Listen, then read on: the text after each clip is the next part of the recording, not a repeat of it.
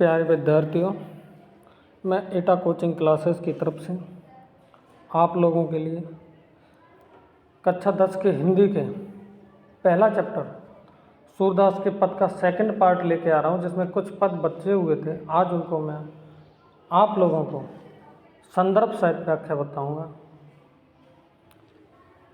तो चले देखते हैं। इसमें जो अगला पद है, सखीरी मुरली लीजे चोर, जिन गोपाल कीने अपने बस, प्रीत सवन की तोर, छिन एक घर भीतर निस्वारत, धरत कबहू न छोर, कबहू कर कबहू अदरन, कट कबहू खोसत जोर, ना जाने कछु मेल मोहिनी, राखे अंग अंग भोर, सूरदास प्रभु को मन सजने, बांध्यो राग की डोर। अगर हम इसके संदर्भ की बात करें तो यह पद श्री सूरदास द्वारा रचित सूरसागर नामक ग्रंथ से हमारी पाठ्य पुस्तक हिंदी के खंड काव्य में संकलित पद में उद्धृत है। बस इतना लिखना है संदर्भ। संदर्भ के बाद आता है प्रसंग। अगर हम प्रसंग की बात करें तो इस पद में सूरदास जी ने बंसी के प्रति गोपियों के ईर्ष्या भाव को व्यक्त किया है। एक बात और बता दूं कि प्रसंग में हम सिर्फ ये लिखते हैं कि किसी पद या दोहे में किसी में कोई कवि किस संबंध में बात कहना चाहता है, बस उसके निचोड़ को 2 लाइनों में लिखना प्रसंग कहलाता है। चलिए व्याख्या देखते हैं। सखीरी मुरली लीजो चोर, यानी गोपियां श्री कृष्ण की बंसी को अपनी बैरी सौतेन समझती हैं। एक गोपी दूसरी गोपी से कहती है कि हे सखी, अब हमें श्री कृष्ण की मुरली को चुरा लेनी चाहिए। जिन गोपाल कीने अपने बस, प्रीत समन की तोर, जिसने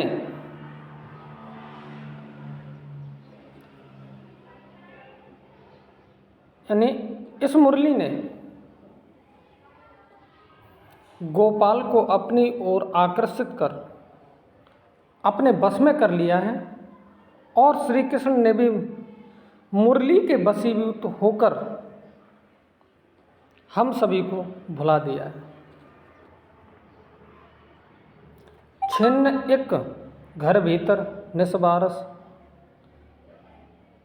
छिन्न एक यानी छिन्न का अर्थ होता है क्षण। छिन्न का अर्थ क्या होता है? क्षण। घर भीतर निस्वासर, निस का अर्थ होता है रात और बासर का मतलब होता है दिन। धरत कबहू न छोर, यानी कृष्ण घर के भीतर हों या बाहर, कभी क्षण भर को मुरली नहीं छोड़ते हैं। कबहू कर कबहू अधरन, कट कबहू खोसत जोर। कबहू कर, कर का मतलब होता है हाथ, अधरन का मतलब होता है ओठ, कट का मतलब होता है कमर, और खोसत, खोसत का मतलब होता है लगी रहना। यानी भगवान कृष्ण इस मुरली को कभी हाथ में रखते हैं तो कभी ओठों पर, और अब कभी कभी अपने कमर में खोस लेते हैं। अतः श्री कृष्ण उसे कभी भी अपने से दूर नहीं होने देते।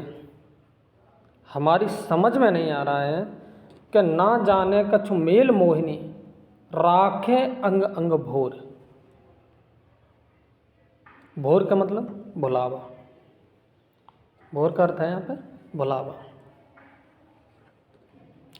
यानी गोपियाँ कह रही हैं कि हमारी समझ में नहीं आ रहा है कि बंसी ने कौन सा मोहिनी मंत्र श्री कृष्ण पर चला दिया है जिससे श्री कृष्ण पूर्ण रूप से उसके बस में हो गए हैं। और अंत में सूरदास जी कहते हैं कि सूरदास प्रभु को मन सजनी बांधियो राग की डोर। राग, राग कहते हैं प्रेम, और डोर माने धागा। अंत में सूरदास जी कहते हैं कि गोपियाँ कह रही हैं कि हे सजनी, इस बंसी ने श्री कृष्ण का मन प्रेम की डोरी से बांधकर कैद कर लिया है। ये तो थी इसकी व्याख्या। अगर हम इसके काव्यगत सौंदर्य की बात करें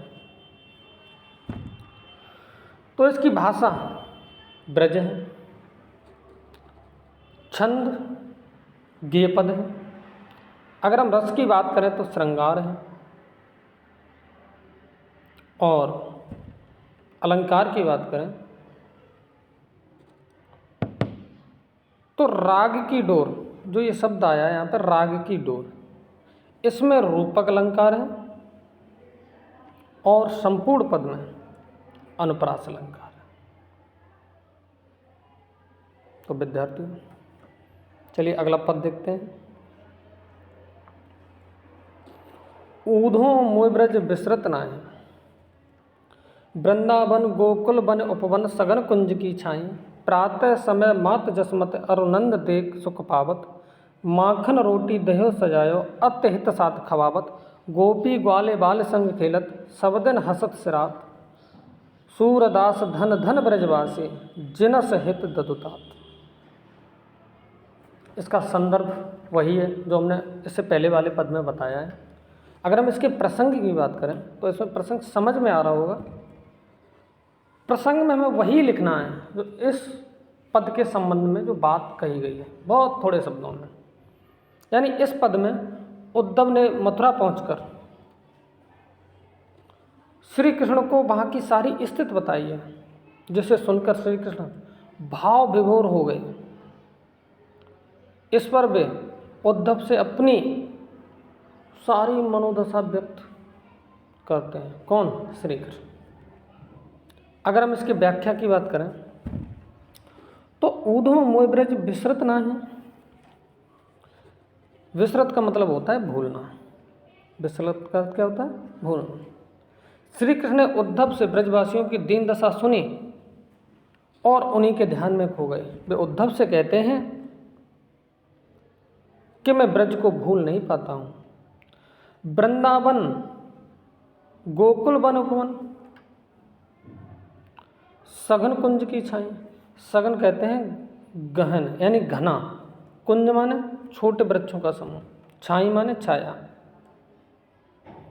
यानी वृंदावन और गोकुल के वन उपवन सब मुझे याद आते हैं। वहाँ के घने कुंजों की छाया को भी मैं नहीं भूल पाता हूँ।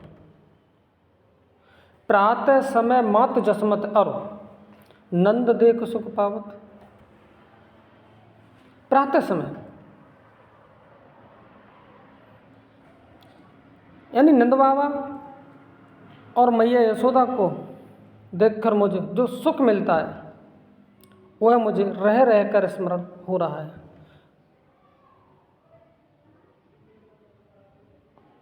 माखन रोटी दह्यो सजायो। दह्यो का मतलब होता है दही, दह्यो का अर्थ होता है दही। माखन रोटी दह्यो सजायो अतहित साथ खवावत। वे मुझे मक्खन रोटी और भली प्रकार जमाया हुआ दही कितने प्रेम से खिलाते थे। गोपी ग्वाल बाल संग खेलत सब दिन हसत सिरात।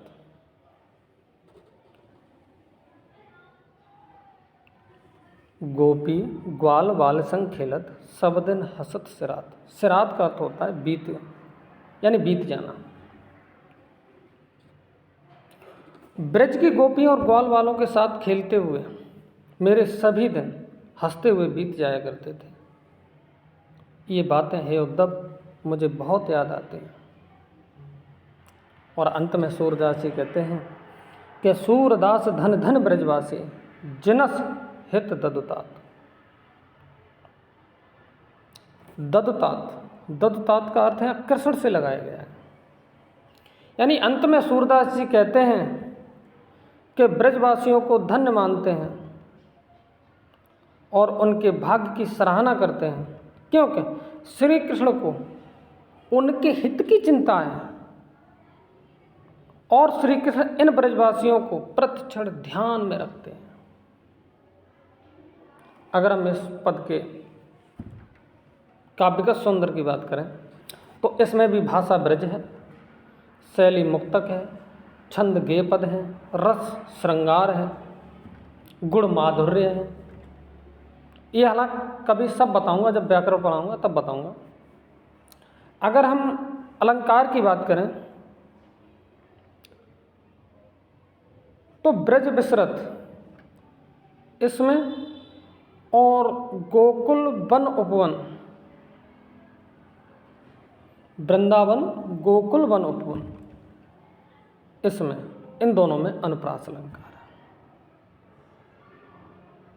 चलिए अब अगला पद देखते हैं। ऊधो मन न भय 10-20, एक होतो सो गयो श्याम संग, को अवरोध है ईस, इंद्री शीतल भई के सब बिन, ज्यों देहि बिन शीस, आशा लाग रहत तनुशासा, जीवे कोट बरीस, तुम तो सखा श्याम सुंदर के, सकल जोग के ईस, सूर हमारे नंद नंदन बिन, और नहीं जगदीश। कितना अच्छा पद है। तो इसका संदर्भ तो आप बना ही लोगे। अगर हम प्रसंग की बात करें तो इस पद में भ्रमर गीत प्रसंग का एक सरल अंश है। यानी श्री कृष्ण के मथुरा चले जाने पर गोपियां अत्यधिक व्याकुल हैं। उद्धव जी गोपियों को योग का संदेश देने मथुरा से गोकुल आए हैं, लेकिन गोपियां योग की शिक्षा ग्रहण करने में अपने को असमर्थ बताती हैं और अपनी मनोव्यथा को उद्धव के समक्ष व्यक्त करती हुई कहती हैं कि ऊधो मन न भय 10-20। गोपियां उद्धव जी से कहती हैं, हे उद्धव, हमारे पास 10-20 मन नहीं है।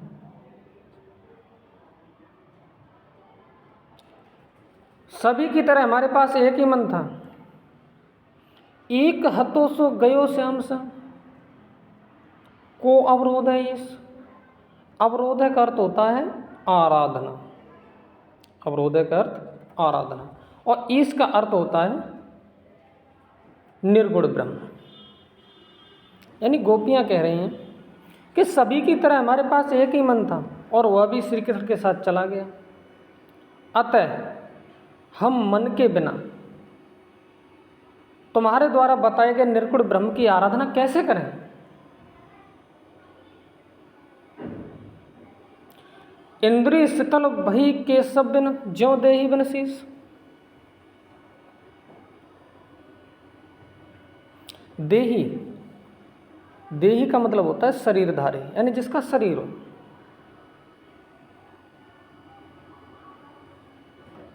यानी श्री कृष्ण के बिना हमारी सारी इंद्रियां शिथिल हो गई हैं और हमारी दशा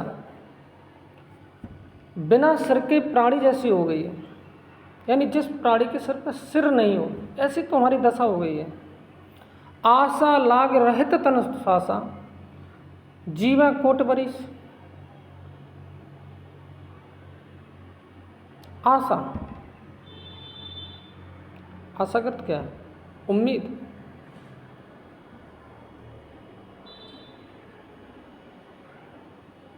कोट करोड़ों, बरिस माने वर्ष तक।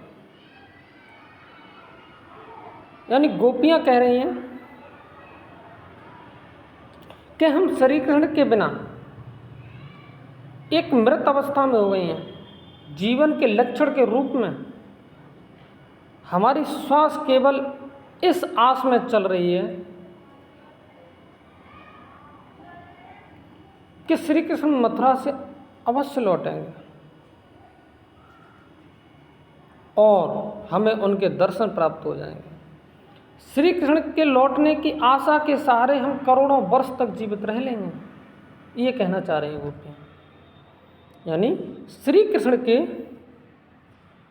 लौटने की आशा के सहारे हम करोड़ों वर्ष तक जीवित रह लेंगे।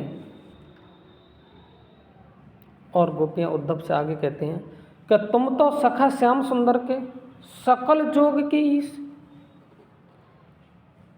ईश का मतलब होता है कि जिसको योग के बारे में ज्ञान हो, यानी मिलन कराने में जो निपुण हो उसको ईश कहते हैं। यानी गोपियाँ उद्धव से कहती हैं कि हे उद्धव, तुम तो कृष्ण के अभिन्न मित्र हो और संपूर्ण योग विद्या तथा मिलन के उपायों के ज्ञाता भी हो। अगर तुम चाहो तो हमारा योग अवश्य करा सकते हो। और अंत में सूरदास जी कहते हैं कि सूर हमारो नंद नंदन बिन और नहीं जगदीश। जगदीश का मतलब होता है ईश्वर। जगदीश का अर्थ होता है ईश्वर। यानी सूरदास जी कहते हैं कि गोपियाँ उद्धव से कहती हैं कि हम तुम्हें यह स्पष्ट बता देना चाहते हैं कि नंद जी के पुत्र श्री कृष्ण को छोड़कर हमारा कोई आराध्य नहीं है। हम तो सिर्फ उन्हीं की परम उपासिका हैं। अगर हम इस पद के काव्यगत सौंदर्य की बात करें तो इसमें भी भाषा की बात करें तो भाषा सरल सरस मधुर ब्रज भाषा है। छंद गेय पद है। रस की बात करें तो इसमें श्रृंगार रस तो है ही, लेकिन श्रृंगार रस का वियोग है। अगर हम इसमें अलंकार की बात करें तो सखा श्याम सुंदर के, इसमें अनुप्रास अलंकार है। और जो इसमें एक शब्द आया है जोग, उस जोग में और ज्यों देही बिन शीस, ज्यों देही बिन शीस, यानी जोग और ज्यों देही बिन शीस, इन दोनों में उपमा अलंकार है। चलिए अब अगला पद देखते हैं। ऊदो जाओ तुम्हें हम जाने, श्याम तुम्हें, श्याम कौन है पठ्यो, तुम हो बीच बुलाने। ब्रज नारिन सो जोग कहो तो बात कहत न लजाने। बड़े लोग न विवेक तुम्हारे, ऐसे भाई आयाने। हमसो कह ले हमसे के जिय गुण लेह सयाने। कहाँ अबला कहाँ दास दिगंबर, मस्ट कहो पहचाने। साँच कहा तुम अपनी सोह, बूझत बात निदाने। सूर श्याम जब तुम्हें पठियो, तब ने को मुस्काने। अगर हम इसके संदर्भ की बात करें तो संदर्भ हमने पहले ही बता दिया है, आप उसको लिख ही लोगे। अगर हम प्रसंग की बात करें तो इस पद में गोपियाँ उद्धव जी के साथ परिहास करती हैं, यानी उनकी हंसी करती हैं और कहती हैं कि श्री कृष्ण ने तुम्हें यहाँ नहीं भेजा है, हो सकता है तुम अपना मार्ग भूल कर यहाँ आ गए हो, या श्री कृष्ण ने तुम्हें यहाँ भेज कर तुम्हारे साथ मजाक किया है। आखिर उद्धव बहुत ज्ञानी थे।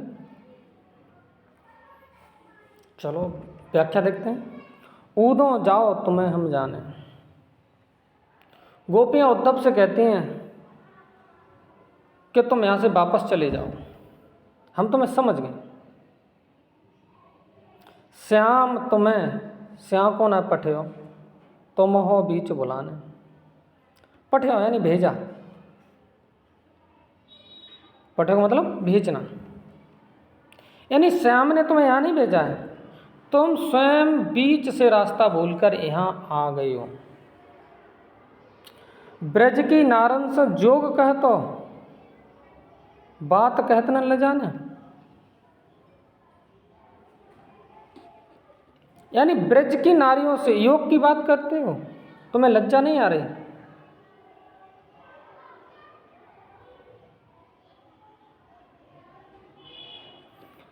बड़े लोग न विवेक तुम्हारे, ऐसे भाई अयाने। अयाने का मतलब होता है अज्ञानी।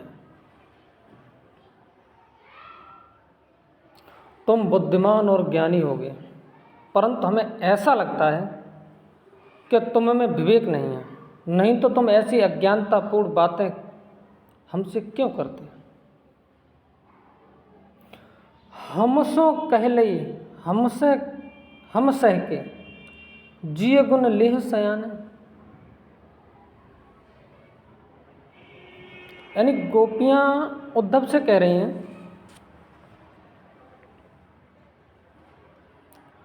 कि तुम अच्छी प्रकार मन में विचार कर लो कि आपने हमसे ऐसा कह दिया तो कह दिया, अब ब्रज की किसी अन्य से ऐसी बात नहीं कहना। हमने तो सहन कर लिया, कोई दूसरी गोपी से सहन नहीं करेगी। कहाँ अबला कहाँ दास दिगंबर।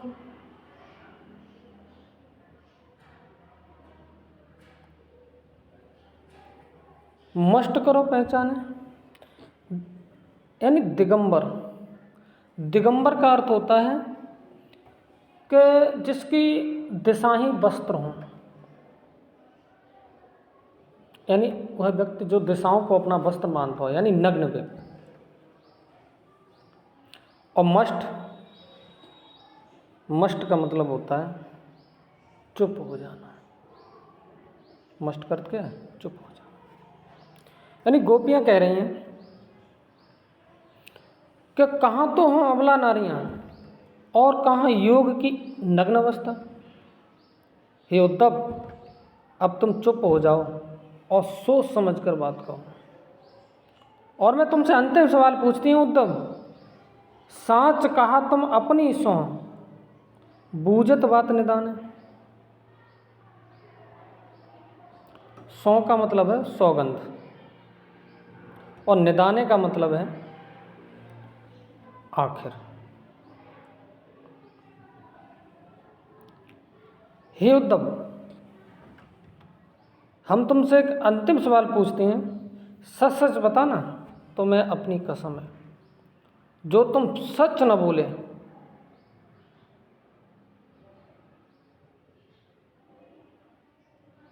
अंत में सूरदास जी कहते हैं कि सूर श्याम जब तुम्हें पठायो तब नेको मुस्कान है। नेको इसका अर्थ है थोड़ा बहुत, यानी कुछ भी। सूरदास जी कहते हैं कि गोपियां उद्धव से पूछती हैं कि जब श्री कृष्ण ने आपको यहाँ भेजा था उस समय वे थोड़ा सा मुस्कुराए थे या नहीं? वे अवश्य मुस्कुराए होंगे, तभी तो उन्होंने तुम्हारे साथ उपहास करने के लिए तुम्हें यहाँ भेजा है। अगर हम इसके काव्य के सुंदर की बात करें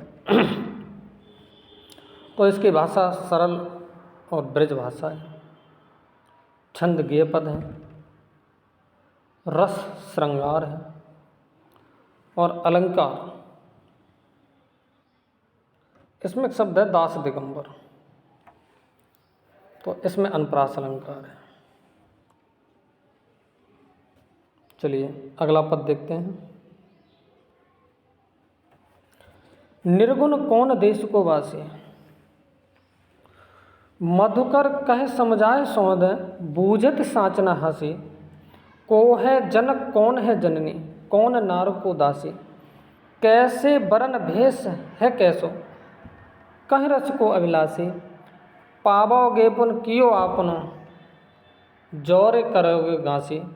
सुनत मौन हो रहो बाबरो, सूर सब मत नासी। यानी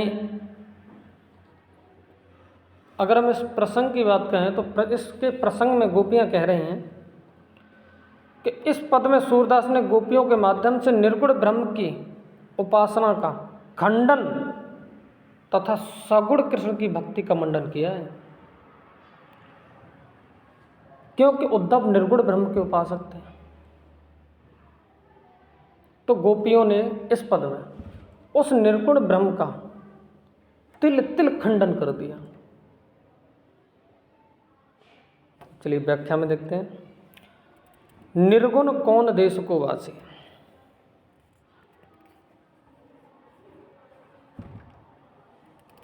गोपियां भ्रमर की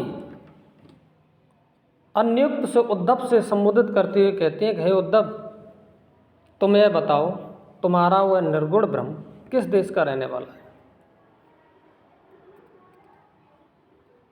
मधुकर कह समुझाए सोहदय, सोहमन कसम बूझत साँच न हासी। साँच का मतलब होता है सत्य और हासी का अर्थ है हंसे। यानी हम तुमको शपथ दिलाकर सच सच पूछते हैं, कोई हंसी मजाक नहीं। तुम हमें सच सच बताओ कि तुम्हारे इस निर्गुण ब्रह्म का को है जनक, कौन है जननी, कौन नार को दासी। जो तुम निर्गुण ब्रह्म की यहाँ बात कर रहे हो उद्धव, जरा हमें ये बताइए कि को है जनक, कौन इसका पिता है, कौन है जननी, कौन इसकी माता है, कौन नार, कौन इसकी पत्नी और कौन इसकी सेविका है। आप निर्गुण ब्रह्म की बात कर रहे हो, जरा हमें ये बताओ कि इस निर्गुण ब्रह्म का पिता कौन है, उसकी माता का क्या नाम है, उसकी पत्नी और दासियां कौन कौन है, कैसो वर्ण यानी रंग,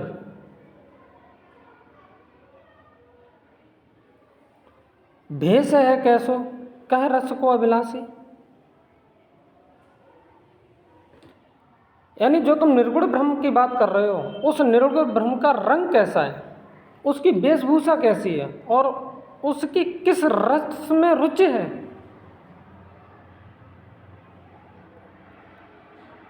और गोपियां उद्धव को चेतावनी देती हुई कहती हैं कि हे उद्धव, पावोगे पुन कियो आपनो, जोर करोगे कांसी। गांसी का अर्थ होता है छल कपट। हे उद्धव,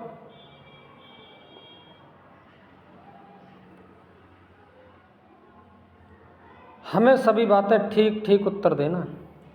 यदि सही बात बताने में जरा भी छल कपट करोगे तो अपने किए का फल अवश्य पाओगे। अंत में सूरदास जी कह रहे हैं कि सुनत मौन है रहो बाबरी, सूर सबे मत नासी। बाबरी का मतलब होता है बावला या पागल, और नासी का अर्थ होता है नष्ट हो, यानी नष्ट हो जाना। सूरदास जी कहते हैं कि गोपियों के ऐसे प्रश्नों को सुनकर ज्ञानी उद्धव ठगे से रह गए। उनका सारा ज्ञान गर्भ अनपढ़ गोपियों के सामने नष्ट हो गया। अगर हम इस पद के काव्य के सौंदर्य की बात करें तो इसमें भाषा सरल ब्रज भाषा है, शैली मुक्तक है, रस वियोग श्रृंगार और हास्य दोनों हैं। छंद की बात करें तो गेय पद है, और अलंकार की बात करें तो समझाए सौंद है, और दूसरा है इसमें पावोगेपन। इन दोनों में अनुप्रास अलंकार है। और इस पाठ का अंतिम पद देखते हैं। संदेशो देव की सो कहियो, हो तो धा तिहारे सुत की, दया करत ही रहियो। जदप टेप तुम जानत उनके, तऊ मोय कह आवे। प्रातः होत मेरे लाल लड़े, तो माखन रोटी भावे। तेल उबटनो अरु तातो जल, ताय देख भज जाते। जो जो मांगत सोय सोय देती, क्रम क्रम कर के नहाते। सूर पथिक सुन मौन रहे दिन, बढ़ियो रहत और सोच। मेरो अलग लड़े तो मोहन, होय करत संकोच। यानी इस पद में अगर हम प्रसंग लिखें तो इसमें श्री कृष्ण के मथुरा चले जाने पर माता यशोदा बहुत दुखी हो जाती हैं। उनके मन में विभिन्न आशंकाएं और चिंताएं होने लगती हैं। इस पद में देवकी को संदेश भेजते हुए माँ यशोदा अपने मन की पीड़ा को व्यक्त करते हुए कहते हैं। अब चलिए व्याख्या में देखते हैं। संदेशो देवकी से कहियो। माँ यशोदा जी श्री कृष्ण की माता देवकी को एक पथिक द्वारा संदेश भेजती हुई कहते हैं, हो तो धाय तिहारे सुत की।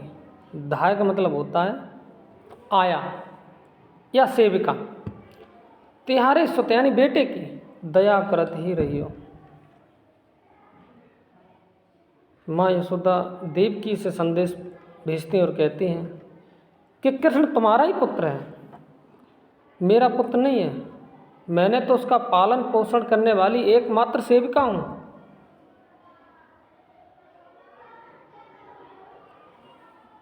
पर वह मुझे मैया कहता रहे, इसलिए मेरा उसके प्रति वात्सल्य भाव का स्वभाव है। जदप टेब तुम जानत उनकी तो मोय कहे आवे। जदप यानी यद्यप, टेब आदत यानी माता यशोदा देवकी से संदेश पठाते हुए कहते हैं कि यद्यप तुम उनकी आदतें तो जानते होगे, फिर भी मेरा मन तुमसे कुछ कहने के लिए उत्कंठित हो रहा है। प्रातः होत मेरो लाल लड़े तो माखन रोटी खावे। यानी लड़ेते का मतलब होता है लाडला। यानी माँ यशोदा उस संदेश वाहक से कहते हैं, कह देना जाके कि सवेरा होते ही मेरे लड़ेते कृष्ण को माखन रोटी अच्छी लगती है। तेल उबटनो और तातो जल ताहे देख बच जाते। तातो यानी गर्म।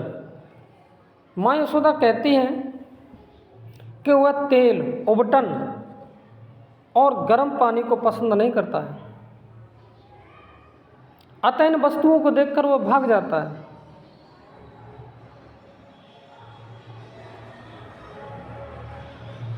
उस समय जो जो मांगत सोए सोए देती, क्रम क्रम के नहाते। यानी माँ यशोदा कह रही हैं क्रम क्रम यानी धीरे धीरे। यानी माँ यशोदा उस संदेश वाहक से कह रही हैं कि उस समय वह जो कुछ मांगता था वही उसे देती थी, तब वह धीरे धीरे नहाता था।